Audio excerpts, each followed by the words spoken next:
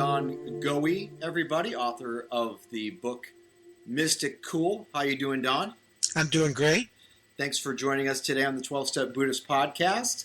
Tell us a little bit about the book Mystic Cool and just give us a summary of that. And then we'll go into some of the questions that I have regarding the neuroscience and neuroplasticity as it relates to addiction and Buddhism and that sort of stuff. Well, Mystic Cool, the cool part of Mystic Cool relates to getting us off the hot seat that stress and fear put us on. Stress is fear. Biologically, some form of fear needs to be present to kick us into a stress reaction. And for most Americans, that's a pretty chronic condition. 40% of us experience extreme stress all the time, during the week, during the work week. Another 40% of us are one or two stressors away, at least that's what they report, one or two stressors away from entering that zone of extreme stress. And it's very debilitating to the brain, knocks out higher brain function, knocks out the stuff that makes you a peak performer, a creative problem solver, knocks out the stuff that makes you great at relationships and able to maintain your own health, your own well-being. The mystic part of it is what happens when you shift out of stress. You actually transfer control of your brain from the primitive brain function that causes stress reactions, that reacts to your fearful thinking, your fearful attitude, and shifts brain function to higher brain, where all of those wonderful functions come back, all the things that make a human being intelligent and great to be in relationship with, they all come back online. And the mystical part of it is that science found out that the primary thing that creates that shift and gives you that power back, gives you your life back, is being at peace, is being in a dynamic state of mind that is fundamentally peaceful, which to neuroscience means you're not afraid. You're not afraid of whatever is challenging you. You're able to embrace it, move through it, and stay open to your own experiences, stay open to the people around you. You do that, you grow a great brain. And so Mystic Cool is about how you get there, what process you can go through to grow a great brain. And the wonderful news about it is that you can change this very structure and chemistry of your brain in relatively short. You can change your brain, and that's new information, isn't it? We used to think that I remember hearing in college that once you kill your brain cells, they don't grow back. That's right. Well, you're given kind of a basic set of brain cells. Actually, the number of brain cells we got is equal to the number of stars in the universe. We got 100 billion brain cells. But right, it used to be believed that by the time you were age 6, those brain cells were set in concrete. And if you were wired for fear, if you were wired for pessimism, you were going to die whining. There's nothing you could do about it. Neuroplasticity says you can change your brain structure and your brain chemistry at any point along your lifespan, even if you're 80 years old. Now, one of the things that came up while you were describing the book was the idea that fear is stress and that we measure stress. You mentioned something about most of us are living in a state where we're just a couple of stress factors away, a couple of stressors away from really being over the brink or being into high stress, which obviously can go into a lot of physical, mental, emotional problems. Are you familiar with the I think it's called the global assessment factor in psychiatric diagnostics, wherein when a person presents with whatever their presenting condition is, one of the measures to diagnose is how many stressors is that person experiencing in their life at the time of admission, say, to the hospital. Right. Well, science defines stress differently than we tend to. It divides it into two things, and one is what you were just talking about, a stressor, and that's anything that happens, any demand that's placed on you, any change that is kind of thrust upon you, and the assessment that you have to do something about it, along with the appraisal that your inner resources or the resources you have externally are overwhelmed by this stressor. And so the stressor is the thing that's on the outside. It can be anything. And stress is your internal reaction to that.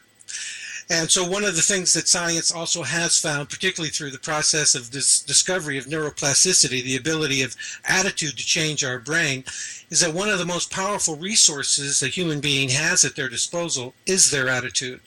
And if your attitude is such that you look at a situation and you become frightened by it, you become afraid of it, it's the same thing as saying that you've become stressed by it.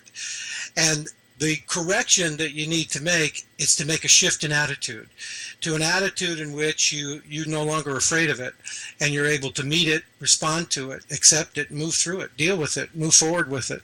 Or I would suggest that even if we are afraid, to continue to move forward and not be afraid of the experience of being afraid. Yes, that's a good place to start. Definitely a good place to start. And that's where meditation can come in and helping us deal with the anxiety and that physical experience present in the body. That's right. And meditation really helps us to understand that, a great deal of what we end up being afraid of is mind-made. Is that we generate it ourselves. We create the picture ourselves. It's what Mark Twain meant when he said, my life has been a series of terrible calamities, some of which actually happened. It's like that.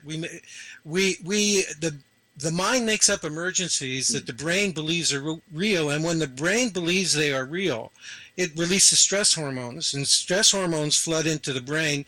And what happens physiologically is those stress hormones cause that higher brain function, those networks producing higher brain function to actually shrink, and it also causes the more primitive brain functions, the stuff that kicks you into fight or flight, to actually expand.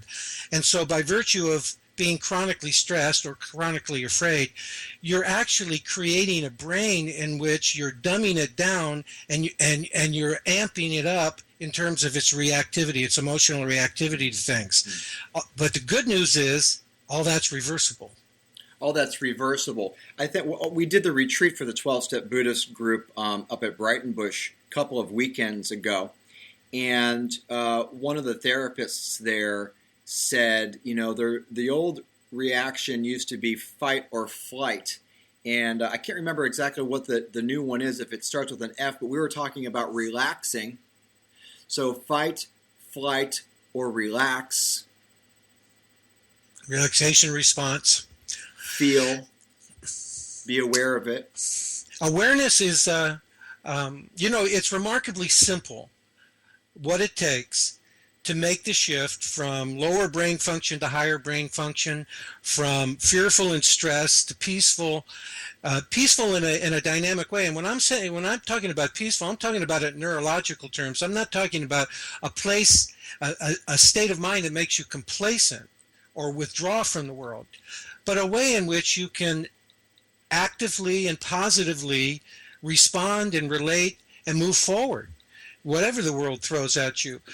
And one of the things we're finding out in neuroscience is what we know in psychology and spirituality all along, and that is that the world is full of things that we don't control. In fact, that's the way I define the world. Anything that we don't control, like the weather, like our wife or husband, like what's going to happen with the economy, all of those things we don't control, I call the world. And we can influence the world, but we never completely control it. The only one thing we totally control is our attitude, the relationship we form with the world. And what neuroscience has discovered, that to the degree that our attitude is increasingly peaceful, dynamically peaceful, we end up growing a brain that allows us to be pretty powerful in the world, allows us to create positive relationships with people, to be a creative problem solver. We've all gone through the thing where we've been frightened by a piece of news and it, proliferated into a whole big calamity. And then when we calmed down and got our senses back, we began to see solutions. We began to see there's a way of dealing with this. Well, that's exactly the experience we have when our brain switches control from those primitive areas up to the higher.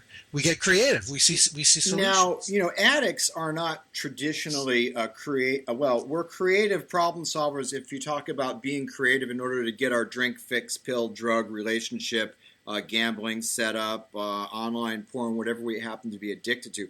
We're creative problem solvers when it comes to getting the fix, but not really so much in dealing with our environment and learning to cope effectively with our own internal emotional experience. And we have a saying in the 12-step world that addicts tend to pole vault over mouse turds and underreact to massive crises. Yeah. One of the things that is interesting about alcohol, oftentimes people grab for a drink at the end of a stressful day. They're looking for some pain relief. And actually the neurological effect of taking a drink is that it actually produces a condition that's similar to a stress reaction in the brain, a fight or flight stress reaction. And the more stressed we are, you're compounding it with drinking, the more the tendency is that you become habituated to a behavior. You get locked into a behavior. You can't see beyond it. And, like with anything that gets habituated, you continue to like pole vault over a mouse turd, even though it doesn't produce any effect of any value in your life whatsoever. That's a real problem, and they even see it in people who are not addicted to anything, but they're beginning to think that they may be addicted to their own adrenaline system. But they get locked into that habituated behavior. They can't see beyond it. When they do begin to make this shift in attitude, and meditation is a great way to get to affect this shift, then that problem begins to resolve itself, and they can begin to see a different way of behaving that's going to lead to a result that's going to create the experience that they want to have. Yeah. We have to stop and sit still long enough to see what's going on. And in the Dharma, we begin with examining or being aware of or being present with, present to, present as our condition. But if we're running, if we're in fight or flight, or if we're in that, in the HBO series on addiction, I think it's the NIH, maybe National Institute for Drug Abuse. They did all this research about, and I talked about this in my book, about this stop system, this very primitive system. We have a stop system and we have a go system. And in the addict, the go system is literally that survival mode. In other words, at the maybe beyond an emotional level, maybe at a neurological level, we feel that if we don't get that drug of choice, if we don't get that fix, we're literally going to die. And we don't, and so we've got a go system which is overcharged and doesn't know how to discern between appropriate measures which are going to bring positive results. And then we've got a stop system which really is fried. It doesn't work at all until we retrain it. Yeah, that's true. That's the problem. One of the things that I do in coaching with people and in workshops that I do with people is a exercise called What Am I Afraid Of? And one of the things that you have with people is that they'll begin to list, something will come up. They'll have a problem with their boss, that something that didn't go well, or at least that they perceived or misperceived didn't go well. And then they become frightened, they become stressed, they ruminate over it. And then when they show up at my doorstep, they're pretty frightened, they're pretty freaked out. They're basically immobilized by their own fear. Right. And when we investigate it, we start off with, okay, this thing that happened with your butt, what are you afraid of? I'm afraid he doesn't like me anymore. I'm afraid he doesn't value me anymore. And if he doesn't value me anymore, what are you afraid of? I'm afraid he's going to fire me. And if you're afraid he's going to fire you, what are you afraid of? And people go down I really encourage them to let their primitive brain do the talking, not to edit any of it out. And invariably, people reach the bottom where they see themselves pushing a shopping cart full of their belongings down Main Street, even though they're gainfully employed and have a stock portfolio. And then beyond that, if we go beyond that, they're afraid they're going to die. They're going to die a meaningless life, unloved by anybody. Well, that bottom that they reach where they're afraid that they're going to die is the primitive brain.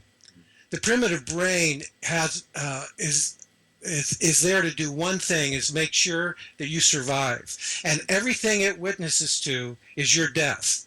Is you're going to get murdered, you're going to get taken out by something. It's got its eye on that all the time.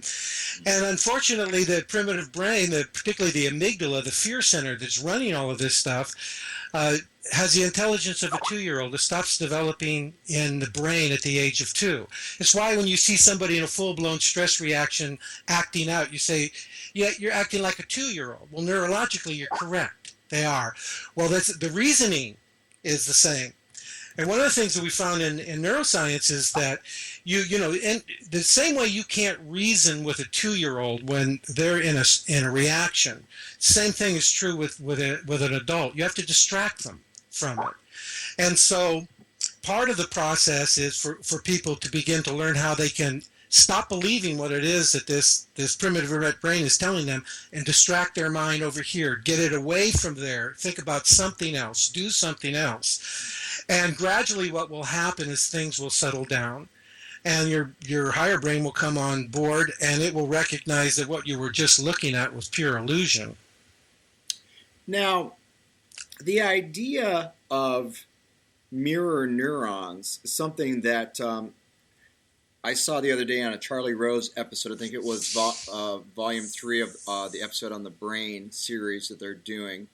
And they talked about the social brain and mirror neurons and how the activity which goes on at a neurological level when I witness you performing an act, when an event is occurring outside of me, the actual same neurons are firing within my own brain as if I am the person having that experience. So that made me wonder, and which is why I contacted you to do the show today.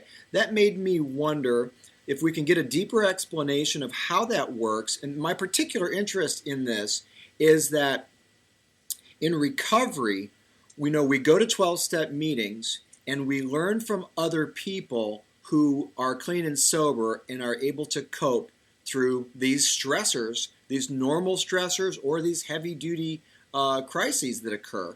And I want to know a little bit more about how what role mirror neurons might play in that type of process, specifically as it would pertain to the social brain and being in a support group type environment.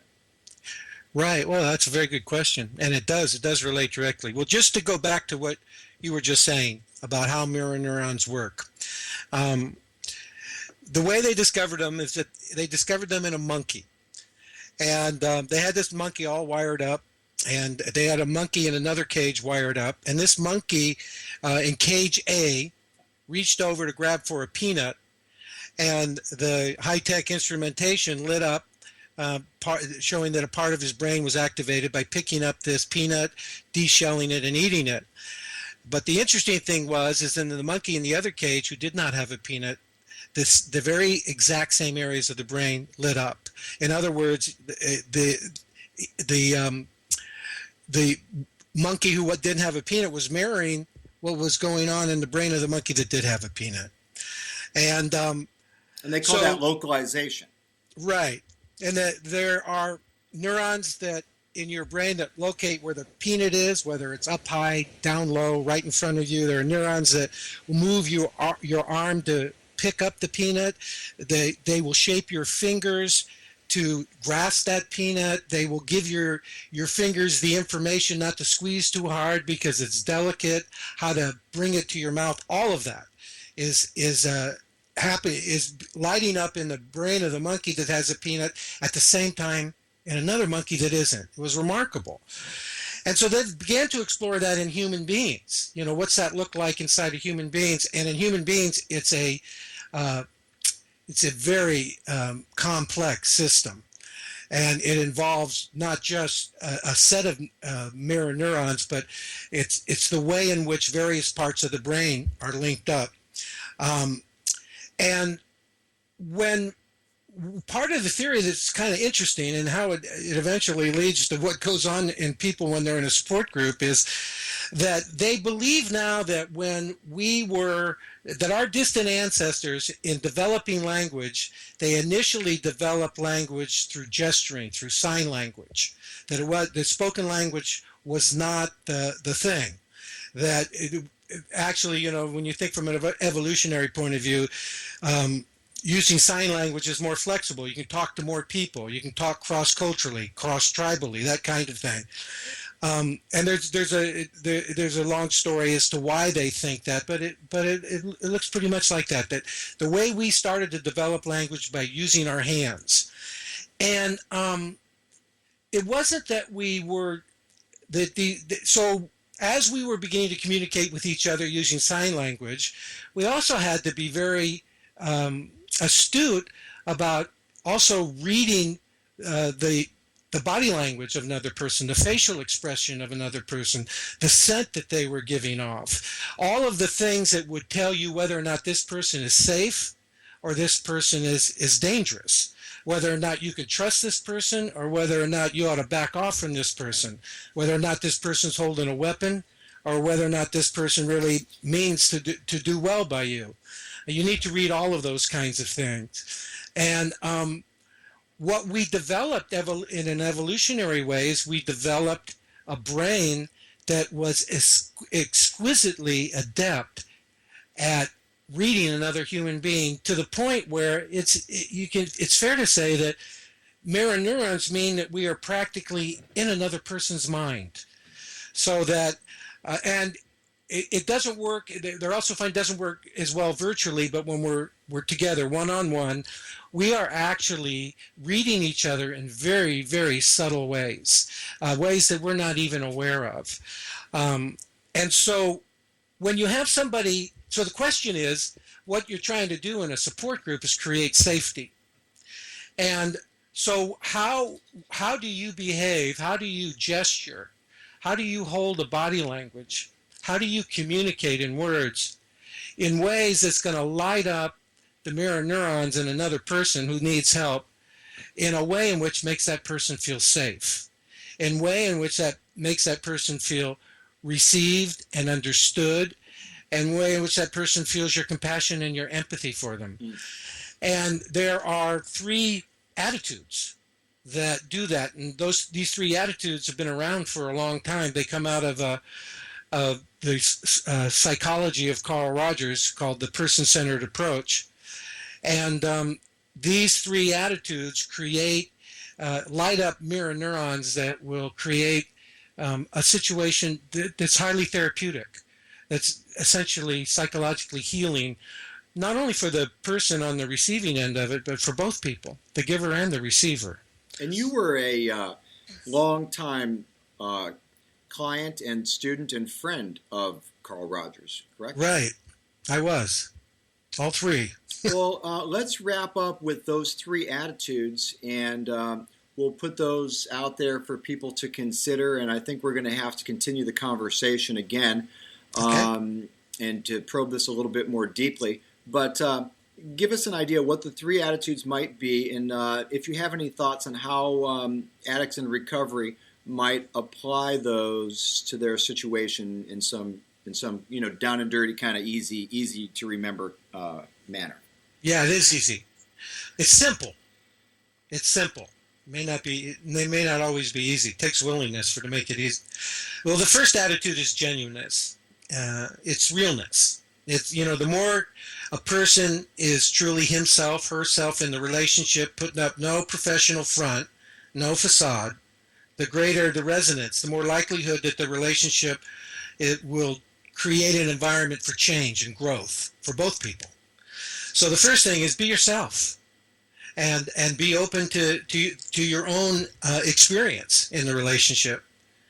The second attitude, the second quality is creating this climate of connection is acceptance, complete and total acceptance of the person. Rogers called it unconditional positive regard. In other words, we value the other person in a total way rather than a conditional way. For an addict, whether that person returns to addiction or not, what we do is maintain an attitude of unconditional positive regard for them as a human being. And we're willing for the other person to be whatever immediate feeling they're experiencing, whether it's confusion or resentment or fear or courage, love, pride, self-worth. We approach the person in a total way. And the last, which relates to your Buddhism, is empathic understanding.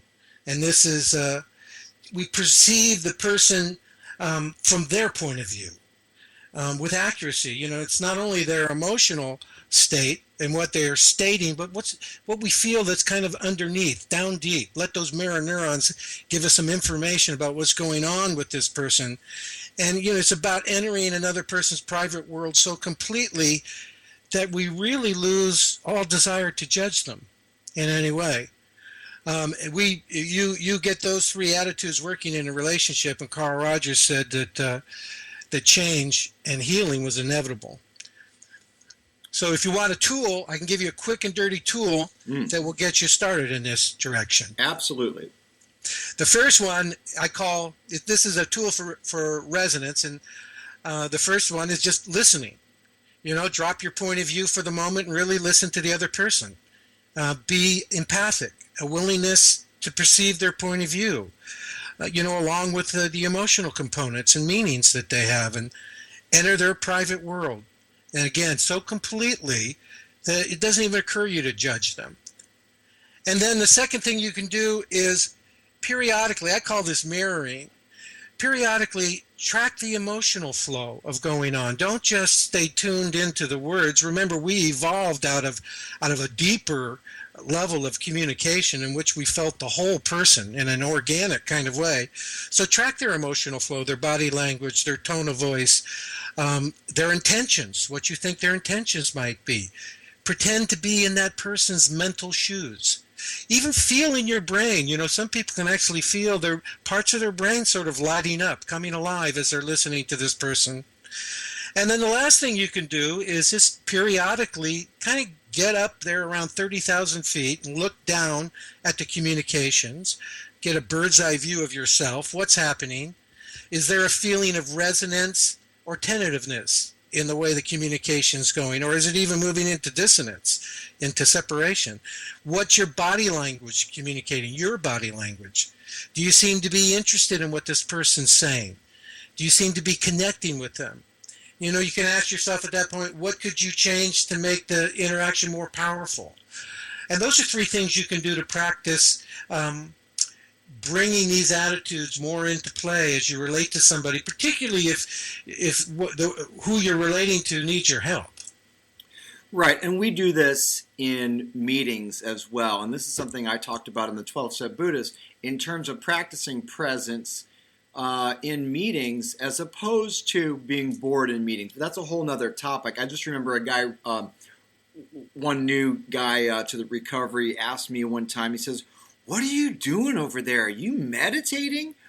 Well, how come you're sitting there, looking like you're meditating?" And I said, because I'm really trying to go within myself and really focus and pay attention to what's being shared and to really connect with that other person. Well, we've been speaking with Don Goewey. Now, am I pronouncing your last name right? Yep. Don Goewey, author of Mystic Cool. We do share the same publisher, The Amazing Beyond Words. And I trust your book's doing well out there, Don? It's doing good. All right, and we're going to get some more copies out there with a link to the book on the 12stepbuddhist.com. Don, we're going to continue the conversation. Thank you so much for showing up online today and giving us some excellent information about our brains. Thank you for having me.